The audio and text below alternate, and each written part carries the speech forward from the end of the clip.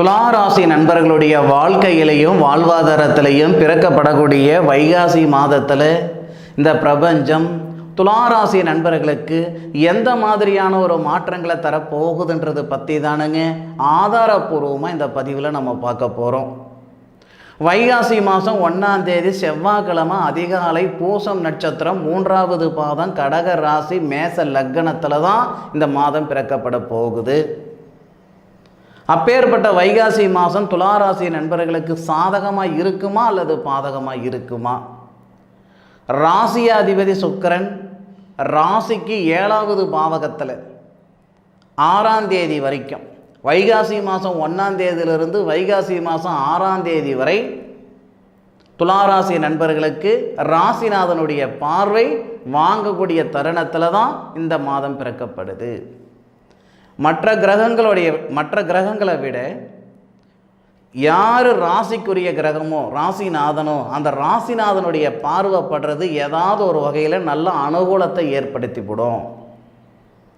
துளாராசியில் பிறந்த ஆண்களாக இருந்தாலும் சரி பெண்களாக இருந்தாலும் சரி, திருமண வாழ்க்கையில் சங்கடங்கள் இருக்குது, திருமணம் ஆகிட்டு ஒரு சில மாதிரி பிரச்சனைகள் இருக்குது, ப்ராப்ளம் இருக்குது அப்படின்னா உங்களுக்குரிய நேர காலங்கள் வர்ற வைகாசி மாதம் 1ஆம் தேதியிலிருந்து 6ஆம் தேதி வரை உங்களுடைய ராசிநாதன் சுக்கிரன் உங்களுடைய ராசிக்கு 7வது பாவகம் திருமண ஸ்தானத்தில் பரணி நட்சத்திரம் 4வது பாதத்தில் இருந்து உங்கள் ராசியை பார்க்குறார்.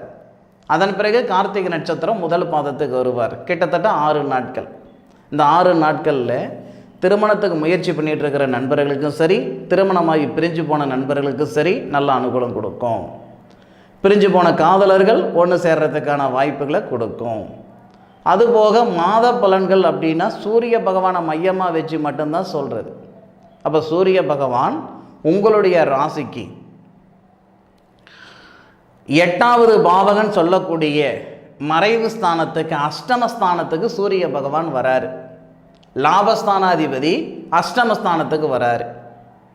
மன வாழ்க்கையில் இருக்கிற சங்கடங்கள் சரி பண்ணுறதுக்கு உண்டான மாதம் தான் இந்த மாதம்.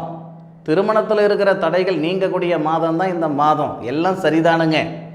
ஆனால் அஷ்டமஸ்தானத்தில் லாபஸ்தானாதிபதி வர்றது அந்தளவுக்கு சிறப்பு கிடையாது. லாட்ரி வாங்கலாமா, ஷேர் மார்க்கெட்டில் காசு பணம் கொடுக்கலாமா, 1 லட்ச ரூபா கொடுத்தா 2 லட்ச ரூபா திருப்பி கொடுக்குறேன்னு சொல்கிறானே அந்த மாதிரி பிஸ்னஸுக்கு போகலாமா? இதெல்லாம் வேண்டாம். லாபஸ்தானாதிபதி மறைவு ஸ்தானத்தில் போகிறாரு. அதுபோக மறைவு ஸ்தானத்தில் வரக்கூடிய அந்த சூரிய பகவான் பகையாகவும் ஆகிறார். அதுபோக 6ஆம் தேதியிலிருந்து உங்களுடைய ராசிநாதனான சுக்கிரனும் 8வது பாவகம் அஷ்டமஸ்தானத்தில் மறைவு ஸ்தானத்துக்கு வராரு. ஏற்கனவே அந்த இடத்துல குரு பகவான் இருப்பார். அப்போ குரு, சுக்கிரன், சூரியன் இந்த 3 கிரகங்கள். அது போதாது அப்படின்ட்டு பிதிருஸ்தானாதிபதின்னு சொல்லக்கூடிய புதன், 12வது பாவகத்துக்கு அதிபதி விரயஸ்தானாதிபதின்னு சொல்லக்கூடிய புதன் 18ஆம் தேதி வைகாசி மாதம் 18ஆம் தேதி அவரும் அஷ்டமஸ்தானத்துக்கு போகிறார். அப்போ 4 கிரகங்கள் மறைவு ஸ்தானத்துக்கு வர்றது. வியாபார ரீதியாக கூட பெரிய லெவலில் லாபம் எதிர்பார்க்க முடியாது. இந்த வைகாசி மாதத்தில் கொஞ்சம் திட்டமாக தான் இருக்கும். பெரிய லெவலில் ஒரு வளர்ச்சி வந்துடாதுங்க. என்ன இருக்குதோ அதை வச்சு அப்படியே நம்ம மெயின்டைன் பண்ணிட்டு வரலாம். சுப விரய செலவுகள் செய்கிறீங்களா? இது உங்களுக்கு நல்ல நேரம் தானுங்க. ரொம்ப நாள் நீண்ட நாள் கனவாக இருக்குதுங்க, ஒரு இடங்கிடம் வாங்கலாமா அப்படின்ட்டு ஒரு எண்ணம் இருக்குதுங்க அப்படின்னா தாராளமாக நீண்ட நாள் கனவு இந்த நேரத்தில் தாராளமாக இன்வெஸ்ட்மெண்ட் பண்ணலாம். கடனை உடனே வாங்கியாவது ஒரு இடம் வாங்கணுன்ற எண்ணம் இருக்குதுங்க, கையில் காசு பணம் இல்லை, கடன் வாங்கியாவது செஞ்சு விடலாமான்ற எண்ணத்தில் இருக்கிறீங்கன்னா தாராளமாக வைகாசி மாதம் 1ஆம் தேதியை உங்கள் ராசிநாதனுடைய பார்வை நீங்கள் வாங்கக்கூடிய தருணத்திலேயே செய்யுங்க. அதுபோக விரய செலவுகள் பண்ணுறதுக்கு மட்டும் இது நல்ல நேரமா சார்? எல்லா கிரகங்களும் மறைவு ஸ்தானம்னு சொல்கிறீங்க, விரயஸ்தானம் பண்ணுறதுக்கு கூட விரய செலவுகள் பண்ணுறதுக்கு நல்ல நேரமானு கேட்டிங்கன்னா நல்ல நேரம் தானுங்க. எப்படின்னு கேட்டிங்கன்னா உங்களுடைய ராசிநாதனுடைய பார்வை, சுக்கிர பகவானுடைய பார்வை உங்களுடைய ராசிக்கு 2வது பாவகத்தில் படுதுங்க. குருவுடைய பார்வை உங்கள் ராசிக்கு 2வது பாவகத்தில் படும். சூரிய பகவானுடைய பார்வை உங்கள் ராசிக்கு 2வது பாவகத்தில் படும். புதனுடைய பார்வை உங்கள் ராசிக்கு 2வது பாவகத்தில் படும்.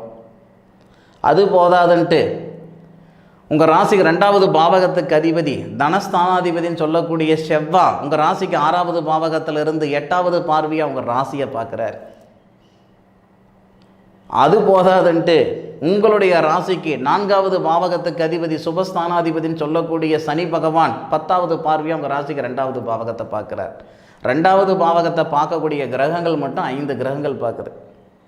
இந்த குடுப்பனை மறுபடியும் வர்றதுக்கு 12 வருஷம் ஆகுங்க. 12 வருஷம் கழித்து யார் இருக்கா யார் இல்லைன்னு யாருக்கும் தெரியாதுங்க. இந்த நேரத்தில் சுப விரய செலவுகள் செய்யணுன்ற எண்ணம் இருக்குதா?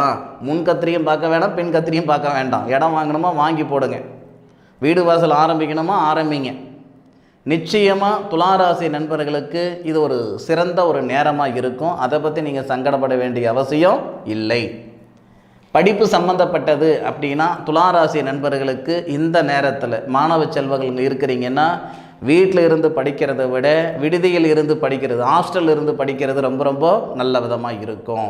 ஏன்னா தனஸ்தானாதிபதினு சொல்லக்கூடிய படிப்பு ஸ்தானாதிபதினு சொல்லக்கூடிய அந்த செவ்வாய் நமக்கு 6வது பாவகத்தில் இருக்கிறார். அது மட்டும் கிடையாது, 6வது பாவகத்துக்கு அதிபதி குரு 8வது பாவகத்தில் மறைவு ஸ்தானத்தில் இருக்கிறார்.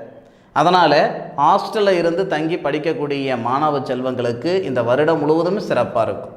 இந்த மாதத்தில் எடுக்கக்கூடிய ஒரு முடிவு, வைகாசி மாதத்தில் எடுக்கக்கூடிய ஒரு முடிவு. ஏன்னா இப்போது பள்ளிக்கூடம் சேர்க்கக்கூடிய ஒரு தருணத்தில் எல்லாரும் இருப்பாங்க. காலேஜ் சேர்க்கக்கூடிய தருணம், பள்ளிக்கூடம் சேர்க்கக்கூடிய தருணம், இந்த மாதிரி அதாவது நம்ம மே மாதம் 14ஆம் தேதியிலிருந்து ஜூன் மாதம் 14ஆம் தேதி வரைக்கும் இப்போ நம்ம பலன் பார்க்க போகிறோம். இந்த நேரத்தில் நம்ம ஸ்கூல் சேர்க்குறோம் அப்படின்னா, ஏன்னா இந்த தருணம் நீங்கள் அதாவது டே ஸ்காலராக போகிறத விட நீங்கள் ஹாஸ்டலில் தங்கி படிக்கிறது ரொம்ப ரொம்ப நல்ல விதமாக இருக்கும், பார்த்துக்கிடுங்க. ஒரு சில நண்பர்களுக்கு, துளாராசி நண்பர்களுக்கு படித்த படிப்புக்குண்டான வேலைவாய்ப்பு வர்றதுக்கான வாய்ப்புகள் உண்டு. எப்படின்னா 12 கூடிய கிரகம் புதன் 8வது பாவகத்தில் மறைகிறார். 6 கூடிய குரு 8வது பாவகத்தில் மறைகிறார். அப்போ சூரிய பகவானோட சேரும்போது புதன் ஆதித்ய யோகம் அப்படின்ற ஒரு யோகம் வருது. அந்த வகையில் ஒரு சில நண்பர்களுக்கு வெளிநாடுக்கு போகிறதுக்கான பிராப்தம் ஏற்படும். ஒரு சில நண்பர்களுக்கு படித்த படிப்புக்குண்டான உத்தியோகம் ஏற்படும். இருக்கிற வேலையில் இருக்கிற சங்கடங்கள் சரியாகிறதுக்கான வாய்ப்புகள் கொடுக்கும். லாபகரம் கொடுக்காது. நல்லா ஒன்று புரிஞ்சுக்கோங்க. இந்த மாதத்தில் நீங்கள் விதைக்கக்கூடிய விதை 1 வருஷம் கழிச்சோ 2 வருஷம் கழிச்சோ 6 வருஷம் கழிச்சோ மிகப்பெரிய ஒரு விருட்சமாக வரும். இந்த மாதத்தில் நீங்கள் போடக்கூடிய உழைப்பு, எடுக்கக்கூடிய ஒரு முடிவுகள் பின்னுக்கு நல்ல விதமாக இருக்கும். அதனால் துளாராசியில் பிறந்த நண்பர்கள் இந்த மாதத்தை சரியான முறையில் நீங்கள் கையாளணும். லாபகரம் அப்படின்ட்டு தயவு செய்து எதிர்பார்க்காதீங்க. அதுபோக சூரிய பகவான் 1ஆம் தேதியிலிருந்து 11ஆம் தேதி வரை கார்த்திகை நட்சத்திரத்தில் சூரிய பகவான் வரார். லாபஸ்தானாதிபதி நட்சத்திரத்தில் ராசிக்கு 8வது பாவகத்தில் இருக்கக்கூடிய சூழலில் முடிஞ்சளவுக்கு உசிரே போகுதுனால யாருக்கிட்டையும் காசு பணம் கொடுக்காதீங்க. கொடுத்தா வாங்க முடியாது. ஏன்டா கொடுத்தோம், எதுக்குடா கொடுத்தோம், எப்போ நாம் கொடுத்தோம் அப்படின்ற அளவுக்கு யோசனைகள் அதிகமாக வந்துருங்க. லாபஸ்தானாதிபதி நட்சத்திரத்தில் 8வது பாவகத்தில் பகையாக இருக்கும் பொழுது நமக்கு இந்த லாபஸ்தானம் ஒரு சின்ன உதாரணத்துக்கு சொல்கிறேனுங்க. நம்ம நேரத்துக்கு இந்த நேரத்தில் ஒரு 2 பவுன் நகை எடுக்கலாமே, ஏறிக்கிட்டே போகுதே அப்படின்ட்டு வாங்கினோம்னா திடீர்னு 2000 ரூபாய் குறைஞ்சி போயிடும். ஷேர் மார்க்கெட் நல்லா போய்கிட்டு இருக்கு, ஏதாவது கொஞ்சம் நம்மளுடைய பிரச்சனைகள் சரியாகிறதுக்கு எதாவது லாபகரமாக இருக்குன்ட்டு ஒரு 2 லட்சம் 3 லட்சம் போட்டோம்னா போட்ட பணம் கூட எடுக்க முடியாது. இந்த மாதிரி தான் இந்த மாதம் இந்த துளாராசி நண்பர்களுக்கு இருக்கும். தயவுசெய்து தப்பாக எடுத்துக்கிடாதீங்க. சாதகமான பலன்கள் இருக்குதா இல்லையான்னு பார்த்துக்கிறோமோ இல்லையோ, பாதகமான சூழ்நிலை இருக்கான்றது பார்த்துக்கிடணும். ஒரு மனுஷன் இருக்கிற இடத்துலேருந்து மேலே போகலைனாலும் யாரும் கேட்க மாட்டாங்க. இருக்கிற நிலைமையிலேருந்து கீழே போயிட்டோம்னா ரொம்ப தப்பாகி போயிடும். சரிங்களா? அதனால் துளாராசி நண்பர்கள் ஏற்கனவே ஒரு சில சங்கடத்தில் இருக்கக்கூடிய நண்பர்கள் இருக்க தான் செய்கிறீங்க. இருக்கிற நிலைமையில் இருந்துக்கிட்டால் கூட போதுமானது. இன்னும் கீழே போயிட்டோம்னா தப்பாகி போயிடும். அதனால் கொஞ்சம் சூதானமாக இருங்க.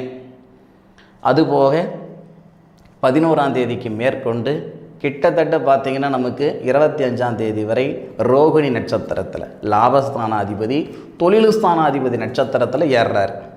சூரிய பகவான் லாபஸ்தானாதிபதி, சந்திர பகவான் தொழில்ஸ்தானாதிபதி. அப்போ லாபஸ்தானாதிபதி தொழில்ஸ்தானாதிபதி நட்சத்திரத்தில் ஏறாருன்னா அந்த தொழில்ஸ்தானாதிபதினு சொல்லக்கூடிய சந்திரன் உங்கள் ராசிக்கு 8வது பாவகமான ரிஷபத்தில் சந்திரன் என்னவா இருப்பார்? உச்சமாக இருப்பார். பகை பெற்ற கிரகத்தின் உச்சம் பெற்ற கிரகத்தின் நட்சத்திரத்தில் சாரத்தில் பகைப்பெற்ற கிரகம் 8வது பாவகத்தில் இருந்து 2வது பாவகத்தை பார்க்குறாரு. வியாபார ரீதியாக காசு பணம் கட்டினீங்கன்னா முடிஞ்சு போச்சு ஜோலி. இல்லை புதுசாக தொழில் ஆரம்பிக்கணும்னு நினச்சிங்கன்னா சத்தியமாக சொல்கிறேன், துளாராசி நண்பர்களுக்கு வைகாசி 11ஆம் தேதியிலிருந்து வைகாசி மாதம் கிட்டத்தட்ட 25ஆம் தேதி வரைக்கும் ரொம்ப மோசமாக இருக்குது. புது தொழில் ஆரம்பிக்கிறதோ வேண்டாம், இருக்கிற தொழிலை அதிகப்படுத்துறதும் வேண்டாம். விரயம் பண்ணுங்க. போட்ட பணம் எடுக்கிறதுக்கு இதுக்கு லாக்கிப்படாது. விரைய செலவுகள் பண்ணுங்கள். வீடு கட்டுங்க, இடம் வாங்கி போடுங்க, இந்த மாதிரி கண்ணுக்கு தெரியாத ஒரு செலவுகள் பண்ணுங்கள். சரிங்களா? பிஸ்னஸ் பண்ணலாம் அப்படின்னா 1ஆம் தேதியிலிருந்து 25ஆம் தேதி வரைக்கும் பண்ணாதீங்க. வண்டி வாகனம் எடுக்கலாம் அப்படின்னா 1ஆம் தேதியிலிருந்து 25ஆம் தேதி வரைக்கும் பண்ணாதீங்க. கண்ணுக்கு தெரிஞ்ச ஒரு பொருள், அசையும் பொருள் அசையும் செலவு செய்யாதீங்க. அசையாத செலவு செய்யுங்க. இது நல்லாயிருக்கும்.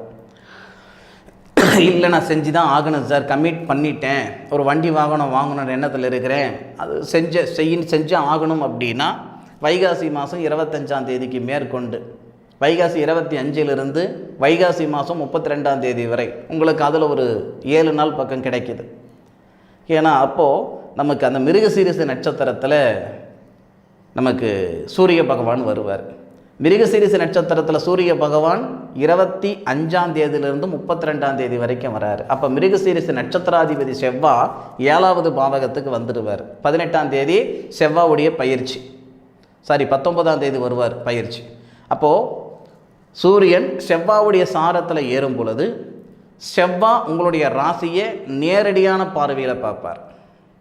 சூரியன் உங்கள் ராசிக்கு 2வது பாவகம் செவ்வாவுடைய வீட்டை பார்ப்பார். இதனால் கொஞ்சம் சாதகமாக இருக்கும். வைகாசி 25ஆம் தேதியிலிருந்து வைகாசி 32ஆம் தேதி வரைக்கும் நிச்சயமாக சொல்கிறேன், கொஞ்சம் சாதகமாக இருக்கும். சொன்னதை மனசில் வச்சுக்கிட்டு சரியான முறையில் செயல்படுங்க. நிச்சயம் நல்லது நடக்கிறதுக்கான வாய்ப்புகள் துளாராசி நண்பர்களுக்கு இருக்குது. நல்லது நடக்கவே வேணாங்க, கெட்டது நடக்காமல் இருந்தால் தான் சந்தோஷம், இல்லையா? அப்போது துளாராசி நண்பர்களுக்கு வரக்கூடிய வைகாசி மாதம் சாதகமான பலன்களும் தரப்போகுது இந்த பிரபஞ்சம், பாதகமான பலன்களும் தரப்போகுது இந்த பிரபஞ்சம். பார்த்து நடந்துக்கிடணும். என்னுடைய காணொலியை முழுமையாக பார்த்தமைக்கு மனசிலிருந்து மனமார்ந்த நன்றிகளை சொல்லிக்கிறேனுங்க. மீண்டும் அடுத்த ஒரு அற்புதமான தருணத்தில் உங்கள் அனைவரையும் சந்திக்கும் வரை உங்களிடமிருந்து விடைபெறுவது உங்கள் வீட்டு ஜோதிட நண்பனான மா காளிதாஸ் மணிகண்டன். திருச்சிற்றம்பலம். வாழ்க வையகம், வாழ்க வளமுடன்.